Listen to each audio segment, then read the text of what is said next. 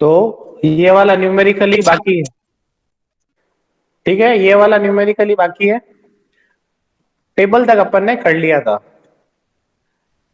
Table तक मैंने numerically यहां तक पोर्शन करवा दिया था, ठीक है ना। अब इसके आगे अपन पढ़ते हैं। टेबल के अंदर अपन ने केवल फोर्सेस और मूवमेंट निकाले हैं, हर एक के अलग अलग पॉइंट्स पे, ठीक है ना। अलग अलग सेक्शंस लिए डैम्स के, कौन सा कहां पर फोर्सेस लग रहे हैं वो सारा कैलकुलेशन इस टेबल के अंदर है, ठीक है। मूवमेंट और फोर्सेस निकालना तो उन लोगों ने वैसे भी सोम के अंदर पढ़ रखा है। तो सोम के अंदर जो चीजें थी ना वही एज इट इज इम्प्लीमेंट इसके अंदर होगी, वही मेथड है और कुछ नहीं है। ये तुम लोगों ने पढ़ा होगा, फोर्स इंटू लीवर आर्म होगा तो मूवमेंट निकल जाता है, पढ़ा हुआ है ना। आरसीसी के अंदर भी आता है जब स्टार्टिंग का फर्स्ट डेरिवेशन करते हो जब। तो अब अपन आगे मूव ऑन करते हैं। सेकंड पॉइंट है चेक फॉर, एक मिनट रुको, ये वाला point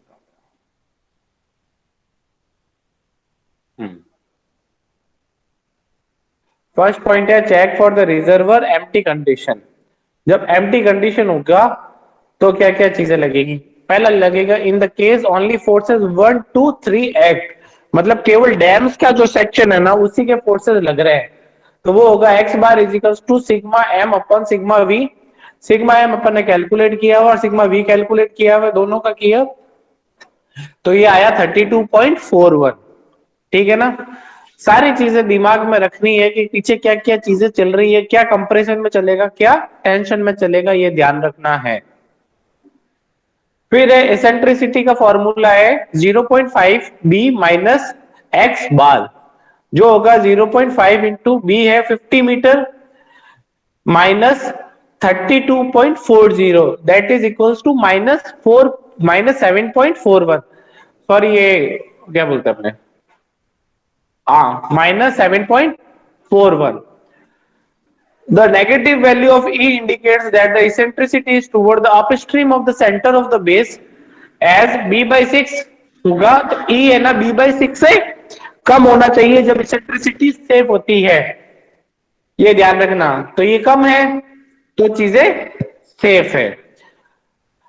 the vertical at the toe FYD is equals to 36,000 upon 50 into 1 minus 6 into 7.41 upon 50, that is equals to plus 79.78 kilonewton per meter square।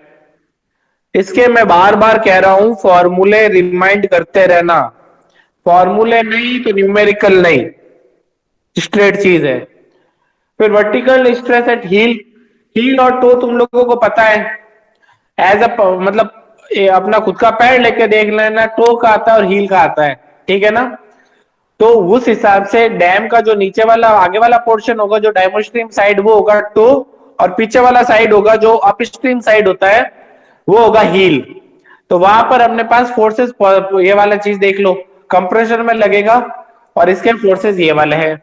फिर है principal stress at toe sigma D, sigma D is equal to F by D sec square, five D is equal to 79.78 into 1 plus 0.8 का whole square is equal to 130.84 kilometre पर metre square.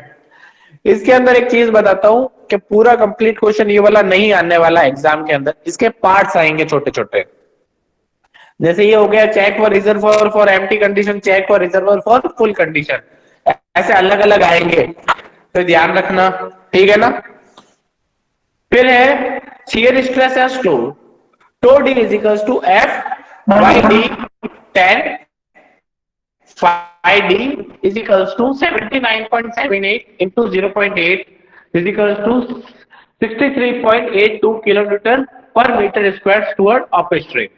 Principal stress at heel, sigma U is equals to F by U sec square five U, और T U is equals to 13 से 1360.22 into 1 plus 0.1 whole square, that is equals two plus 1373.82। अभी भी कह रहा हूं कि इसके formulas याद कर लेना, नोट्स के अंदर अवेलेबल है। और थोड़ा सा डीप जाना है तो के आर अरोड़ा के बुक्स में ये वाली चीज दी हुई है, ठीक है ना? Check for tension since E is less than B by 6, there is no tension. Check for sliding since there is no sliding force, sliding will not occur. Sliding force कैसे जनरेट होगा, मुझे एनीवन बता सकता है अभी तक dam के अंदर स्लाइडिंग फोर्स किसके कारण जनरेट होगा?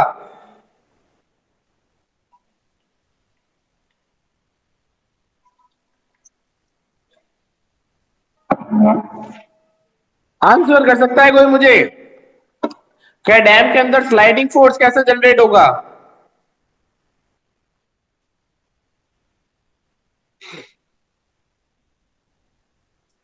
बोलो, एनीवन?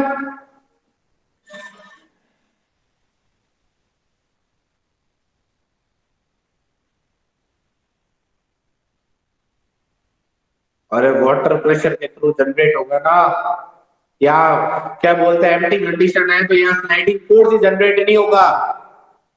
खाली बड़ा है डैम, गाय का फोर्स लग रहा है वाटर का, तो स्लाइडिंग होगी ही नहीं। तो ये होगा स्लाइडिंग फोर्स जनरेट यहाँ से। For overturning as there is no overturning movement, check for overturning is not required.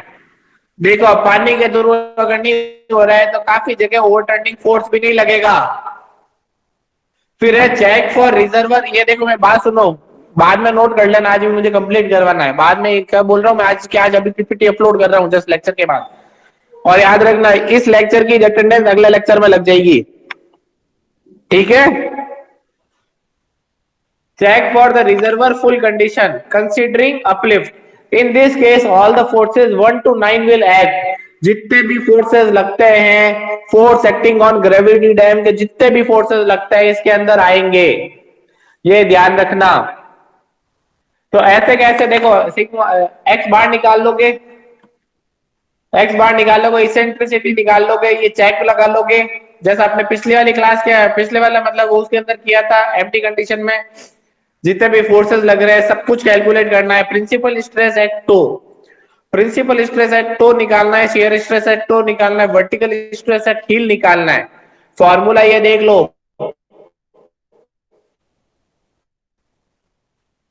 ये है फॉर्मूला। फिर है principal stress at the heel निकालना है, शियर स्ट्रेस एट हील निकालना है।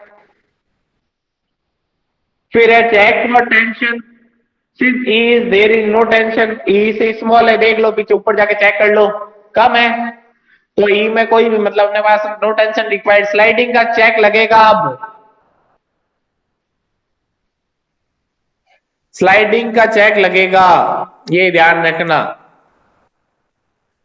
Mu is equal to sigma V upon sigma H, ये वाला लगाया, ये इससे ज्यादा है तो as the factor of safety against sliding is greater than unity there is no need for computing SFF shear force for, या शेयर फोर्स वाला लगेगा जो for illustrative it is computed. SFF is equal to mu sigma V upon sigma V plus B Q upon sigma H, ठीक है? फिर check for overturning F not is equal to sigma M R upon sigma M not, ये check लगा दिया तो आप लोगों ने।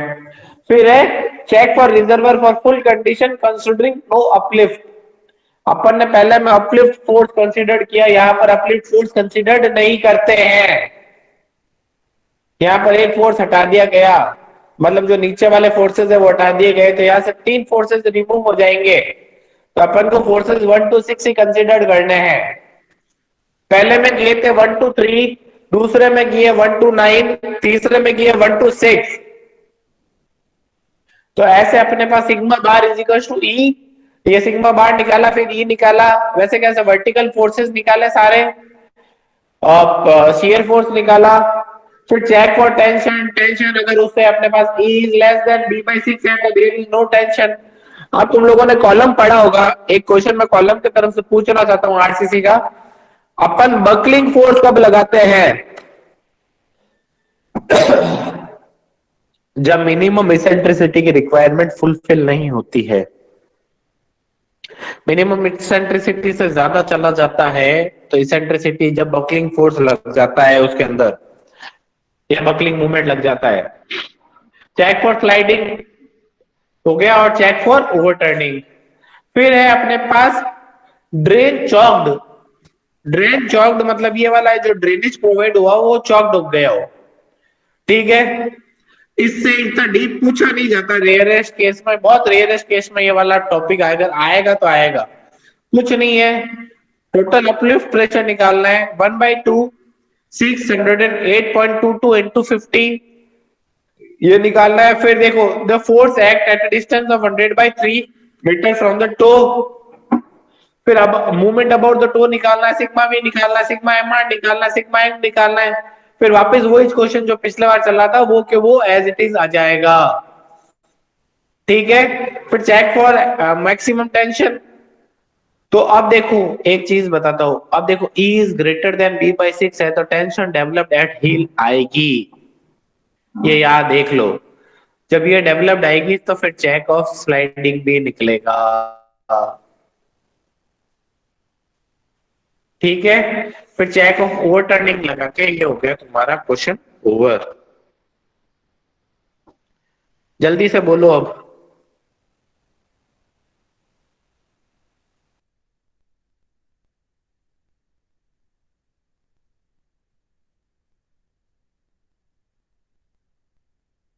ग्रेविटी डैम के फॉर्मूले याद कर लो, फॉर्मूले याद नहीं तो कुछ नहीं होना है, वेट सुन लेना। किसी को आज की तारीख में अब पूरा तुम्हारा कोर्स